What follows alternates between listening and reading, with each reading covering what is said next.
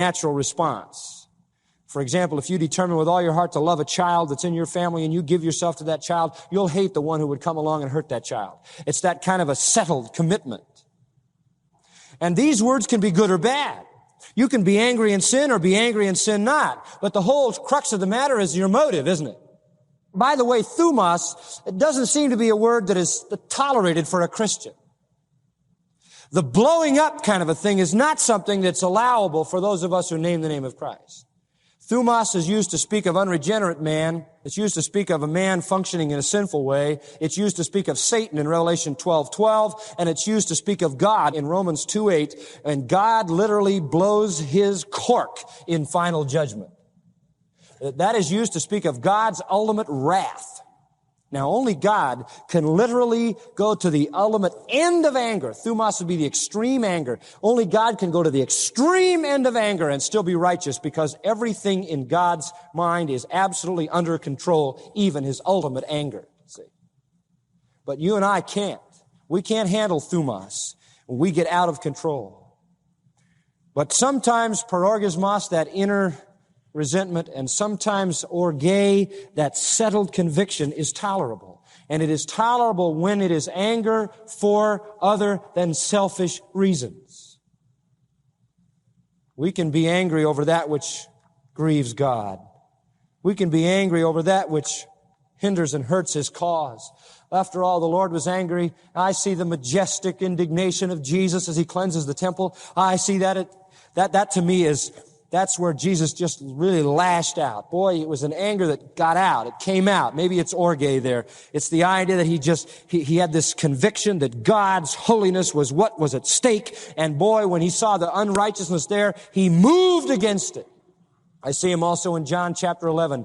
And there it says that Jesus wept. But before it says that, it says he was troubled in his spirit. And I think it was like parorgismos. I think it was that hatred against the consequence of sin as he saw a dead Lazarus, a direct illustration and symbol of the power of sin. And it brought to his mind the terrible things he would endure in the cross as he bore sin in his own body. And he was angry about sin. He was mad about sin. He had a right to be wrathful. But for the Christian, there is this injunction. Don't be angry so that it comes to sin. Don't be angry for your own causes. Don't get angry when people offend you. Don't let your anger degenerate into some kind of personal resentment, personal bitterness, personal sullenness, a personal moodiness. That thing is forbidden. That is forbidden. If you have any justifiable anger, it is that anger which is designed to defend the great, glorious, holy nature of God. It is the anger of Jesus as he weeps in a troubled spirit at the grave of Lazarus. It is the anger of Jesus as he makes a whip and cleans out the temple. It is the wrath of God. It is the righteous fury of God in Deuteronomy and Numbers in the Old Testament. But the wrong kind of anger, according to Matthew 5, is the first step toward murder. And that's wrong. Sometimes maybe we have to have anger. Sometimes I get angry. You have a right to be angry about some things. Psalm 97:10 says, ye that love the Lord hate evil. And Psalm 69:9, David says, zeal for thine house has eaten me up. The reproaches that are fallen on thee are fallen on me. He's saying, God, I can't tolerate what people do to your name. It infuriates me. I admit I get angry sometimes.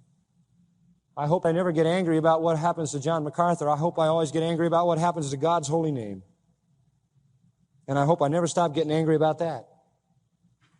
We should have a basic built-in orge. That is a programmed anger over sin, a programmed anger over evil that puts us in a beatitude mentality so that whenever I see sin, be it in you or be it in me, I mourn in my spirit.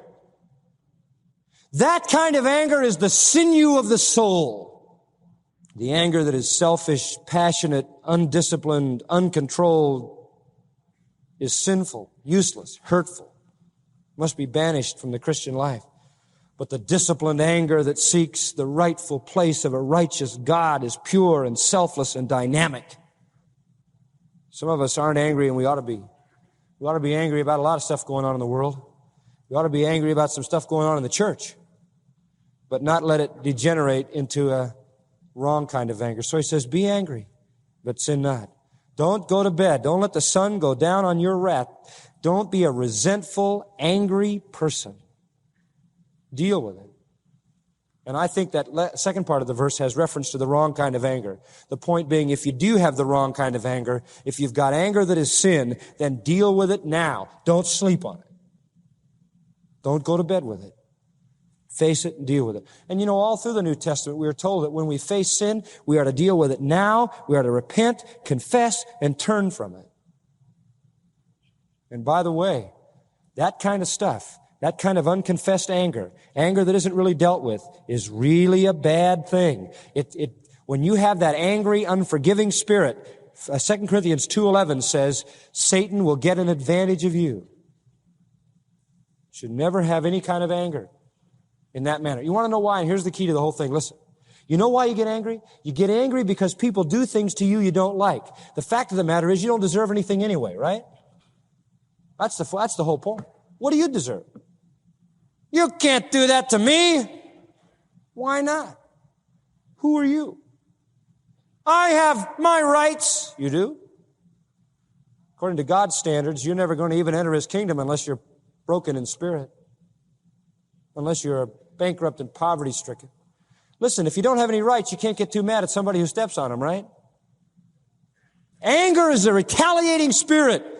Now, the only time it is ever right is when you defend God's holiness, because God does have some rights because of who He is. And He says, if you do this, if you let yourself get angry, verse 27, you will give place to the devil. By the way, diabolos is the word here. It means slanderer. And watch this. It's a little play on words. If you are angry, inevitably what happens when you get angry is you slander. You slander verbally, or you slander in your thoughts and your heart, and you have given a place to the slanderer. It's just a repeat of John 8:44. Whenever you start lying, you're of your father the devil. Whenever you start getting mad, you give more evidence of being fathered by Satan. So a person who never seems to have anything but an angry mood and an angry spirit and a bitter, resentful heart and an ugly kind of envious, jealous mood gives evidence that perhaps he's not a Christian at all and is nothing more than one who has given the devil opportunity to display himself.